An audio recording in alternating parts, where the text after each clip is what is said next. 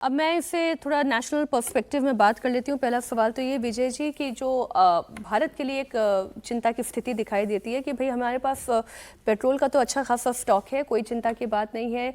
जिस दिन जंग शुरू हुई थी उस दिन भी 94 रुपये पर तेल बिक रहा था, आज 11वां दिन है, आज भी 94 रुपये पर तेल बिक रहा है। लेकिन एलपीजी का संकट, हाँ, ये हमारे सामने एक बड़ी चुनौती बन सकता है, जिसमें डोमेस्टिक एलपीजी के प्राइस बहुत ज़्यादा ना बढ़े और वहाँ पे कोई क्राइसिस ना हो। इसके लिए कमर्शियल एलपीजी जो है उसको उस पर थोड़ा अंकुश लगाने की बात सरकार कर चुकी है और इसका विरोध भी हो रहा है। बेंगलुरु में एक खबर ये भी है। हाँ, बिल्कुल हो रहा है, देख रहा था मैं। करीबन सरकार की तरफ से देखा 70% के करीबन अभी वो सप्लाई दे रहे। कॉमर्शियल का उन्होंने बंद कर दिया, क्या कि बहुत जगहों पर बड़ा पैमाने पर बंद हुआ है। तो हमारी बहुत सारी इंडस्ट्रीज़ भी, जैसे खास तौर से यदि मतलब होटल इंडस्ट्री तो है ही जिस पर एलपीजी का काम हो रहा है, लेकिन गैस को लेकर मोरबी जैसे शहर जो गुजरात का और देश का सबसे बड़ा शहर है टाइल्स के लिए, वहाँ की पूरी इंडस्ट्री एक तरह से बंद हो गई है अभी। तो वो एक बड़ा संकट हो रहा है। लेकिन कॉमर्शियल को देना, उसमें कॉमर्शियल में उन्होंने उसका टाइम भी बढ़ा दिया, टाइम गैप को बढ़ा दिया, 21 दिन से 25 दिन कर दिया सिलेंडर दूसरा लेने पर। तो ये शुरुआती दौर है। सरकार अभी मैनेज कर रही है कि किस तरह से तेल के दाम भी ना बढ़ें और तेल का स्टॉक भी बना रहे। लेकिन बहुत दिन, और इसीलिए जो ट्रंप साहब की आप बात कर रहे हैं, ट्रंप साहब ने ये काम रूस से दोस्ती के लिए नहीं किया। उनको लग रहा है कि जो तेल की किल्लत होगी तो दुनिया भर के देश जो आज उनके साथ खड़े हैं या नहीं खड़े हैं, वो कहीं खिलाफ खड़े ना हो जाए, क्योंकि हर एक कोई तेल की कीमत महंगी मिले, तेल की किल्लत हो जाए तो फिर सब लोग उनके खिलाफ खड़े होने लगेंगे। तो उसको ध्यान में रखते हुए वो पुतिन से बात कर रहे हैं कि इस पर काम कुछ किया जाए। इसीलिए वो जो टैरिफ उन्होंने लगाया था, जो पाबंदियाँ लगाई थी रूस के साथ, भारत को भी 30 दिन के लिए उन्होंने परमिशन दे दी कि आप इस पर काम करिए, तो वो लगातार चल रहा है। सरकार के लिए भी बड़ी चिंता की बात हो रही है और वो देख रही है कि बफर स्टॉक, क्योंकि युद्ध का पता नहीं है ना आपको। आज हमारे पास 74 दिन का करीब करीब बफर स्टॉक है जी, और 20 दिन का और है जिसे इमरजेंसी बफर स्टॉक कहते हैं। तो 90 डेज के करीबन बफर स्टॉक है। लेकिन जंग जिस तरह से चल रही है, और जंग खत्म होने का मतलब ये नहीं होता ना कि कल से तेल आना शुरू हो जाएगा, उसमें भी 1 महीना लगता है। तो वो सब नहीं सर, मैं तो एक रिपोर्ट और पढ़ रही थी कि भारत अब इस तरीके से भी काम करेगा कि वो तेल रिफाइन करके बांग्लादेश को भी तेल दे पाने की, जितने पड़ोसी देश हैं एशियन कंट्रीज है, इतना ही नहीं वो आगे यूरोप तक भी तेल पहुंचाने की स्थिति में आ जाएगा। क्रूड ऑयल मिलेगा जब करेंगे ना रिफाइनरीज। नहीं नहीं, तो वो तो पाकिस्तान का, मैं पाकिस्तान की एक खबर देख रहा था जिसमें था कि पाकिस्तान के प्राइम मिनिस्टर ने डिक्लेयर किया, वो भी प्रेस के सामने, कि फिर 2:30 बजे में पूरी बात करेंगे। अच्छा, फिर छोड़ देते हैं उसको।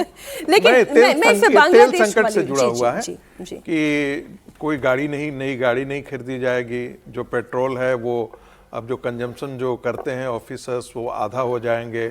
फिर जो है वो टाइमिंग वगैरह को लेकर के, ये सब सारी चीजें पेट्रोल की कीमतों को लेकर के भारत अभी झेल रहा है। लेकिन सवाल है कितने दिनों तक। यदि स्ट्रेट ऑफ हार्मुज, जहां से आपका 40% ऑयल आपका आता है, यदि वो बंद रहता है तो हम कितने दिनों तक ये मार झेल सकते हैं। ये यदि ट्रंप ने जिसे कहा है कि ये वेवर, क्या कौन वेवर उनसे मांगने गया था, तो कौन उनसे ये कहने जाए। इसी को कहते हैं ना अपनी गाल बजाना। भारत जो पहले से तेल खरीदता था, लगभग उतना ही तेल अभी भी रसिया से खरीदता रहा है, फरवरी में भी खरीदता रहा, और उसमें कोई कमी नहीं आई है। आज सवाल यह है कि आज चूंकि स्ट्रेट ऑफ हार्मुज बंद हो गया है, आज के दिन में वहां पर प्रीमियम, सारे जितने इंश्योरेंस कंपनी हैं उन्होंने अपने प्रीमियम बढ़ा दिए हैं। कोई भी प्रीमियम बढ़ाने के बावजूद भी कोई भी टैंकर आने के लिए अपना रिस्क नहीं लेकर के आना चाहता है, चालक दल उसके लिए तैयार नहीं हो रहा है। तो ऐसी स्थिति में क्या अमेरिका स्ट्रेट ऑफ हार्मुज को खुलवाने की स्थिति में है क्या? अभी तो फिलहाल कोई संभावना नहीं दिख रही है। और जो मुझे उस स्थिति में लग रहा है कि ऑयल क्राइसिस होगा भारत के अंदर भी, आज नहीं तो कल, 10 दिन बाद इसका इंपैक्ट दिखना शुरू हो जाएगा। और फिर सरकार भी आकर के करना शुरू करेगी। हो सकता है चुनाव का, चूंकि बंगाल में चुनाव है, तो हो सकता है कि भारत अगले 2 महीने तक बचा करके रखे। लेकिन इसके लिए भी भारत सरकार को बहुत एक्स्ट्रा एफर्ट लेना पड़ेगा। आपको सब ऑयल रिजर्व कई कारणों के चाहिए। कल आपके युद्ध हो जाता है पाकिस्तान के साथ, कहीं भी तो कहीं भी कुछ हो सकता है ना, आपदा कहीं भी आ सकती है। तो आपके पास पहली ऑयल बात रिजर्व्स तो होना चाहिए। जो टॉप बैंड पे हम चला रहे हैं, दर्शकों की नजर इस पर होगी कि वो ये जानना चाह रहे होंगे कि क्या सप्लाई रुक गई है।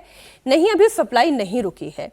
आपके घरों तक भी जब आपको जरूरी होगा तब आप सिलेंडर ले सकते हैं, ये सप्लाई जारी रहेगी। वैसे ये खबर एक आई थी कि चाइना और भारत इनके टैंकर को जो है वो ईरान नहीं, वो तो तो मैं उसी permission पर दे जानकारी रखे हैं, देने वो तो चाही दे थी कि परमिशन एलपीजी दे के रखा है, लेकिन फिर भी कोई रिस्क नहीं नहीं ले नहीं रहा। सर, सर जानकारी है कि जो 3 जहाज हैं वो एलपीजी के ही वो स्ट्रेट ऑफ हॉर्मुज से निकले हैं। ये रीसेंट अपडेट है, तो ये जानकारी तो है कि सप्लाई हो रही है, लेकिन जो सैकड़ों की संख्या में थे जहाज वो अब 3 की संख्या में आ गए हैं। तो क्राइसिस आने वाली है और वो आती हुई दिखाई दे रही है। लेकिन फिलहाल अभी मैं आज की तारीख में जब आप कहानी कुर्सी की देख रहे हैं, कहीं कोई सप्लाई नहीं रुकी है, सिलेंडर पहुंच रहे हैं और दाम भी पेट्रोल डीजल के नहीं बढ़े हैं। लेकिन पाकिस्तान में बहुत हाहाकार है।